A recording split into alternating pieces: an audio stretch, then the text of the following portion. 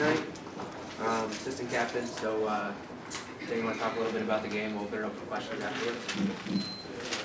You want to talk about the game? Yeah. I thought it was a wasted effort. The D put up some great numbers tonight. Brendan Miller had another great game, and O just really struggled in the fourth quarter to create some shots and to bury the ball when we needed to. So it's frustrating, but you know, we're going to analyze this a little bit and figure out what went wrong and look to Toronto next week. Dan, the offense always goes through you. Is this something you take personally, that you struggled like that in the fourth quarter? Yeah, definitely. I think you know, we just weren't on the same page. I think sometimes when we get in tight situations, we try to do too much, whether we're going early in the shot clock or looking for that perfect shot, and we forget about playing five-man offense. But you know, obviously, you can put the blame right on me if we don't produce in the fourth quarter like that. Definitely. Talk about some of your struggles during that 5-minute major where you guys were only able to get one goal.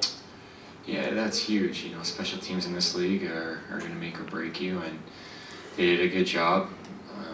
You know, I thought we had some quality looks. Again, Matt Fink played really well tonight, so looking back on that, you could have created some separation early in the game, but we just couldn't finish. Yeah. Yeah, you go up against a goalie like Matt Fink, who's arguably one of the best in the league, but every goalie in this league is one of the best. Is the team approach it any different? Do you go in saying, well, we got Vince, we got to look high, we got to look low, or do you just shoot on them and hope you beat them? I think we were shooting on and hoping it would go in. Unfortunately, that's not our game prep. Our game prep is to analyze game film, understand where shots are going on in him prior to the game with us, and we had some definite shots that we wanted to put it where we thought he had some holes in him, but we didn't do that tonight. But again, he played really well, and that happens, you know. And we didn't shoot the ball well, but also Matt played really well. First two losing streaks for you guys, 2 games in a row now. What's the mindset for you? The offense obviously goes through you going into a big game against the Rock next week. You know, 2 games in a row we've lost, you're right. It's a character. Everyone's a good teammate.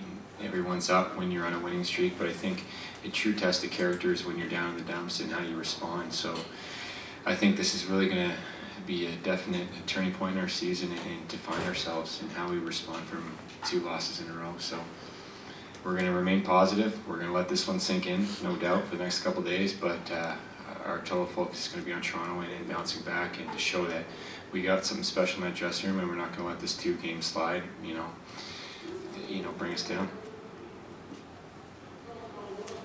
It seemed like it was getting a little chippy out there between the 2 teams. I mean, based on what happened in the last game, is there legitimate bad blood between you guys, or? There always is in the East. You see each other 3 times in a year, and you create some rivalries, and obviously what happened at the end of the game in the season opener, we were, but I didn't think it was too rough out there. Lacrosse is a rough sport. I thought it was a pretty clean game. There was no fights, and you know, the 5-minute major was a good call, and I thought we played, you know, tough, but we didn't play reckless. Anybody else for Dan? Dan, I asked Coach the same thing. Your brother tonight played a great game, really didn't give up anything defensively, not an inch, and being able to move the ball in transition up the floor. You talk a little bit about his play tonight? Yeah, definitely. He's one of those heart and soul guys on our team, stepping in the shooting lanes, eating shots, you know, shutting down some of their big players, and he was pushing the ball today and got an assist in transition. And you know, we got to look to him to push the ball a little bit more, I think. We've struggled in transition this year for whatever reason. We just cannot create any transition opportunities, and you see other teams getting a one-on-one with their goalie numerous times in a game, and we just can't seem to do it. So I think our D guys, we got to play to win, and I think our D guys are really sitting back and maybe being a bit too tentative out there, and I think we give them the green light to just run the floor and be athletes and create. That's why we play this sport. I think we're overanalyzing a bit and putting some leashes on guys, when really I think we have, you know, 23 guys that can run up and down the floor at any given time. Last question for Dan.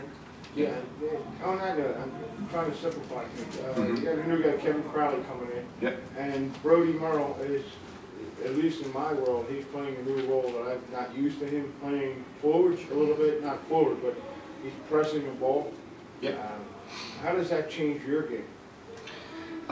You know, it's been a joy to play with Kevin. He's a great goal scorer.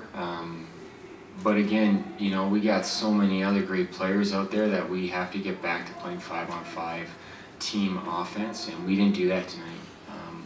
We did a lot of one-on-ones, and that's not really our game plan, especially against the pressure-style defense that they play. It's next to impossible to get an open look one-on-one. We got to play as a 5-man unit. All right, guys. Thanks, guys.